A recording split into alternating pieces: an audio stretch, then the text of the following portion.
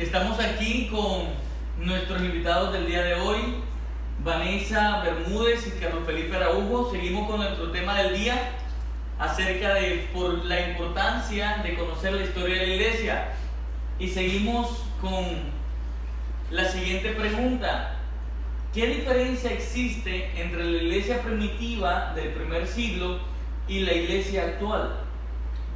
¿Quisieras empezar tú? Bueno, las diferencias son muchas, ¿no? Yo comenzaría con, digamos, la importancia del bautismo, ¿sí? Para la iglesia del primer siglo, el bautismo era algo de suma importancia y que no se daba enseguida, a menos que fuera una dirección expresa de un apóstol o de un enviado apostólico, como en el caso que vemos en Hechos. Pero según los registros históricos que tenemos, para que alguien se pudiera bautizar, esa persona debía pasar por un cierto periodo de prueba y después alguien de la iglesia debía ser como un patrocinador de esa persona, es decir, a mí me consta que esa persona ha cambiado de vida, esa persona hoy se comporta como un cristiano y era aceptado dentro de la comunidad, porque además el bautismo no era simplemente ya bajé al agua y sigo viviendo mi vida, no. Cuando alguien era bautizado, esa persona entraba a ser miembro completo y activo de la comunidad de los cristianos. Entonces, esa persona se veía a sí mismo como parte de un grupo o de un cuerpo mucho más grande que esa persona. Yo creo que hoy encontramos iglesias que bautizan a las personas simplemente porque sí, o que cristianos que se bautizan no entienden la profundidad de lo que es que yo estoy muriendo a mí y estoy resucitando a Cristo. Cuando yo resucito a Cristo me vuelvo uno con Él y por tanto me vuelvo uno con el resto de mis hermanos o de la iglesia a nivel universal. Yo creo que otra de las diferencias radicales entre la iglesia primitiva y la iglesia de ahora, de la posmodernidad, es la importancia que le den a la Biblia. Mientras para la iglesia primitiva las escrituras eran todo y definían su estilo de vida, para los cristianos de la posmodernidad la Biblia a veces es el libro que deben leer para poder quedarse dormidos, y de pronto los que tienen insomnio simplemente se ponen a leer un capítulo de la Biblia y se quedan dormidos. En la iglesia posmoderna la Biblia no es la suprema autoridad de fe y conducta, como sí lo era para los primitivos. La Biblia es el libro más importante para los posmodernos, pero la Biblia es más que un libro, realmente es el manual de vida de los creyentes y sí debería ser la máxima regla de fe y de comportamiento. Es decir, aquel referente que te va a responder a cada una de las situaciones que tengas que enfrentar en la vida. Entonces, la manera de abordar la vida es radicalmente distinta entre los cristianos de esta era y los cristianos de la era primitiva, porque las respuestas se encuentran en lugares diferentes. Mientras los cristianos de esta era responden a la vida de acuerdo a cómo se sientan o a las experiencias místicas que tengan o a los pedacitos de la Biblia que toman a su acomodo, a tomar versículos, textos fuera de su contexto que los hagan sentir bien. El cristiano primitivo buscaba el rigor de qué era la voluntad de Dios en el texto sagrado. Creo que hay otra cosa que hace una diferencia en la iglesia primitiva y la iglesia actual, y es que las escrituras se escribieron en un idioma y en un contexto cultural de ellos, único, y ellos podían entender de una manera más objetiva las escrituras. Creo que la iglesia actual toma muchos libros de autores, pastores, personas que son cristianas o se dicen ser cristianas, y hacen de sus libros aún una mayor autoridad de lo que representa la Biblia, y eso los hace como desviarse de lo que realmente es la sana doctrina. De acuerdo, hay autores que se ponen de moda, hay autores que escriben libros que se vuelven un bestseller y entonces todos corren a leer el libro que esté de moda, pero no corren con el mismo entusiasmo a contrastar lo que está en el libro con lo que dice la Biblia, como hacían los cristianos de Berea. Entonces, Y eso es justamente porque no se tiene a la Biblia como la máxima regla de fe y de conducta. Luego entonces, cuando tú no consideras que la Biblia es lo supremo, tu supremo referente de comportamiento y el supremo referente de en qué crees, tú puedes creer en cualquier cosa. Eso es lo que pasa con los cristianos de la posmodernidad.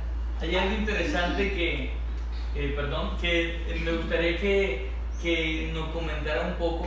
Es interesante saber que en la iglesia primitiva, la declaración de ellos de Señor, cuando ellos le llamaban Señor a Jesús, al Maestro, no era solamente una declaración religiosa, sino que venía a ser una declaración política. ¿En qué se basaba eso? Pues hay que entender el contexto romano, ¿no? Al César se le llamaba el Señor, ¿no? De hecho, hay una inscripción que todavía hoy se puede encontrar en Turquía, donde se le llama el Hijo de Dios al César. ¿Por qué se le llamaba Hijo de Dios?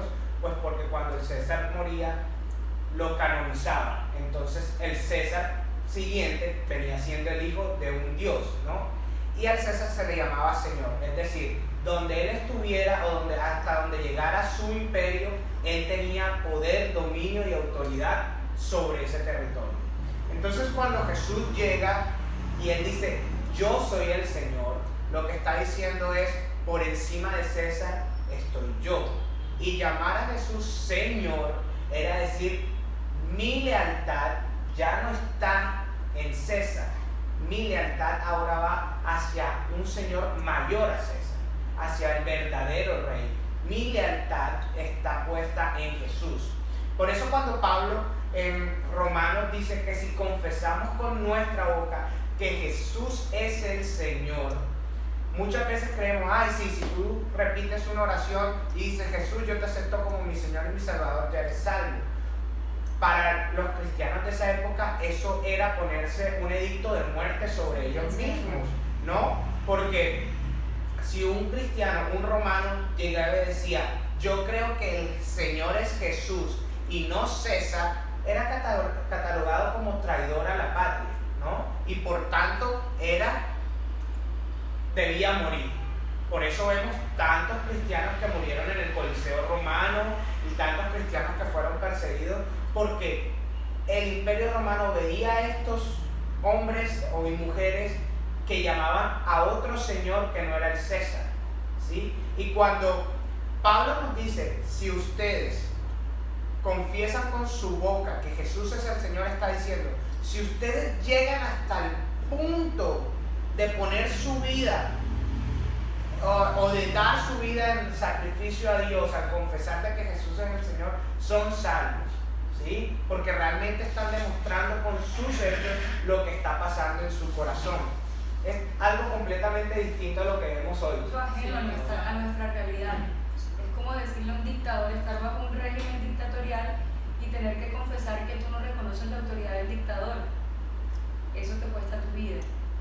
Para poner un poco de las dimensiones que pudiéramos nosotros entenderlo, nosotros que no vivimos bajo un imperio y que no estamos bajo la autoridad de un rey o de un emperador. A lo que equivalía en ese tiempo reconocer a Jesús como Señor era entender que Él era la suprema autoridad del universo y que de Él derivaba cualquier otra autoridad humana que pudiera, porque Él lo permitía como soberano. Entonces, claro, cuando tú tratas con la cultura romana, que era panteísta y era politeísta, y la máxima autoridad de ellos política era también de alguna manera su máxima autoridad religiosa, porque era un dios. Eso era una declaración de contenido político, pero era también un desafío a lo que implicaba la cosmovisión de Roma.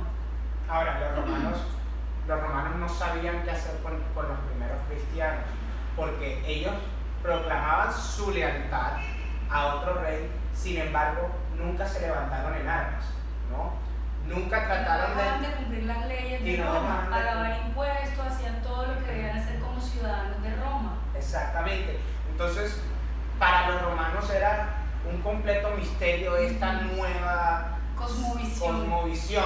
Este grupo dice que siguen a otro señor, a otro sistema político, sin embargo, no hacen nada en contra de nuestro sistema político. Es decir, aquello en lo que creen pareciera gobiernos, ¿sí? Porque reconocen a alguien por encima del César, pero al mismo tiempo son ciudadanos ejemplares, al mismo tiempo se someten a la autoridad. Entonces era como una dicotomía extraña con la que ellos no sabían cómo lidiar, porque no estaban lidiando con delincuentes ni con personas que pudieran romper de alguna manera el orden social para mal, pese a que sí generaron una revolución, pero aquello en lo que creían implicaba un desafío para lo que era Roma.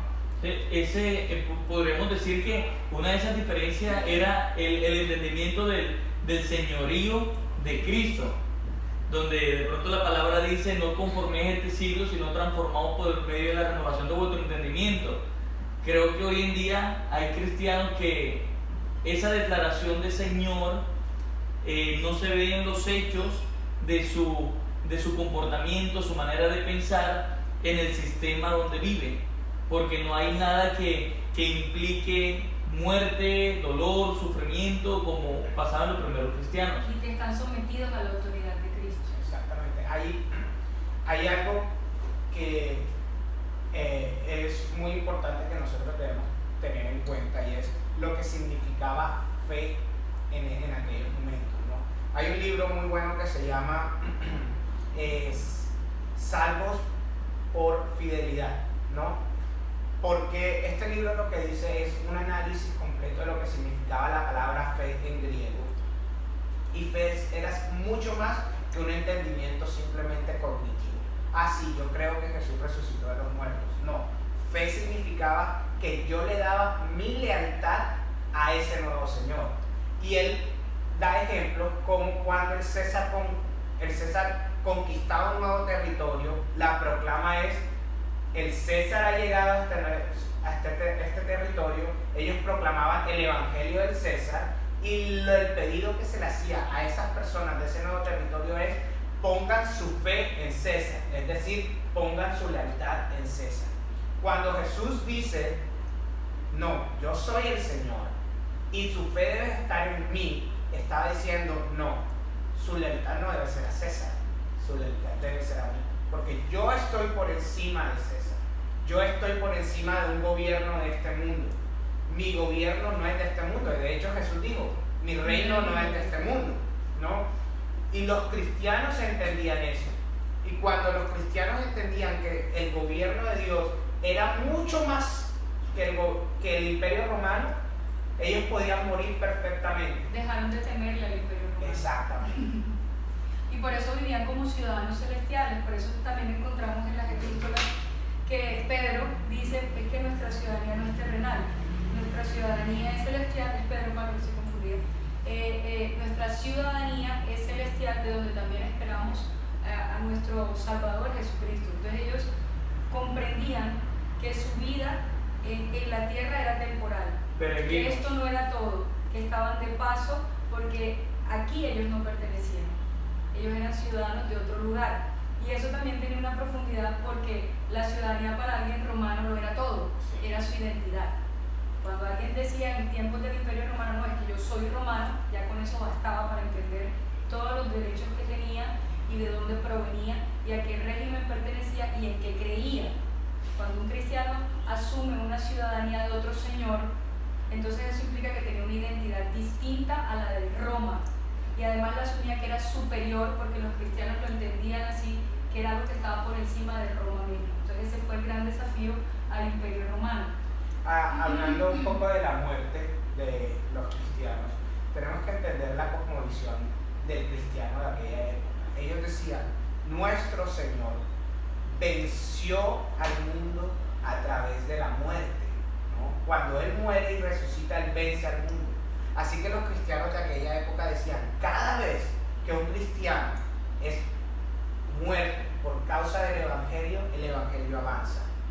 Para ellos era victoria, para ellos no era pérdida, ¿sí? De hecho, uno de los padres de la iglesia dice que la sangre de los mártires es la semilla que hace germinar el evangelio en el mundo. Por eso el apóstol Pablo decía: para mí el vivir es Cristo y el morir es ganancia.